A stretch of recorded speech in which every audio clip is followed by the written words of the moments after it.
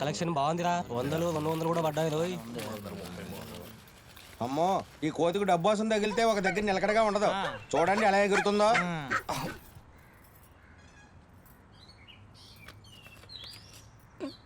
ఇదిగో ఈ రోజు కలెక్షన్ మొత్తం 10,000. 1000 రూపాయలు ఆటో కిరాయి పక్కన పెడితే నీకు 2, నీకు 2, నీకు 2,000. ఇదిగో నీకు 1000. ఇది అన్యాయం. నా ఒక్కడికి ఎందుకు తక్కువ? నాకు 2,000 ఇవ్వాల్సిందే. నేను ఒప్పుకోను. ఇది పడడానికి ఎక్కువ. నువ్వు మాతో కలిసి చప్పట్లు కొడుతున్నావు, అదేమో చప్పుడు లేకుండా అందరి జోబులు కొట్టేస్తుంది.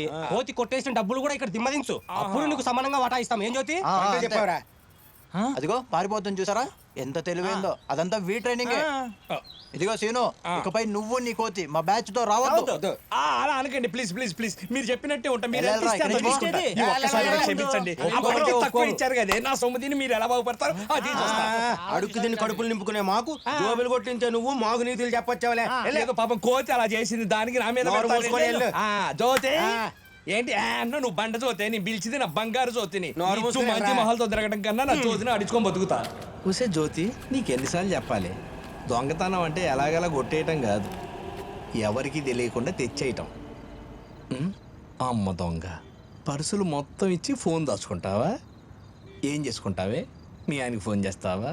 నీ పిచ్చి ఇది ఇవ్వవా? అబ్బో, నీ దగ్గర ఫోన్ ఎలా తీసుకోవాలో నాకు బాగా తెలుసు.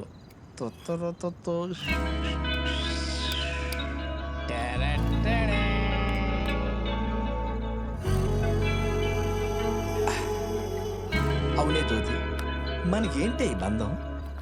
ఒక్కసారి వెనక్కి తిరిగి చూసుకుంటే నీ మొహం వెనక్కి తిరిగంటే వెనక్కి తిరిగి అలా చూసుకోవడం కాదు, ఫ్లాష్ బ్యాక్ లోకి వెళ్ళమని. ఎన్ని కష్టాలు పడ్డాం, ఎన్ని కన్నీళ్లు పెట్టుకున్నాం, ఎన్ని పస్తులు ఉన్నాం, ఎన్ని తిట్లు తిన్నాం. ఒక బన్ను అడుక్కునే పరిస్థితి నుంచి బ్యాంక్ బ్యాలెన్స్ మెయింటైన్ చేసేదాకా వచ్చాం. కానీ ఒకటే బెంగ, బతకడం అంటే ఇలానేనా అని. అదే దిగులు. ఇవన్నీ ఆలోచించుకో, నిద్రపో.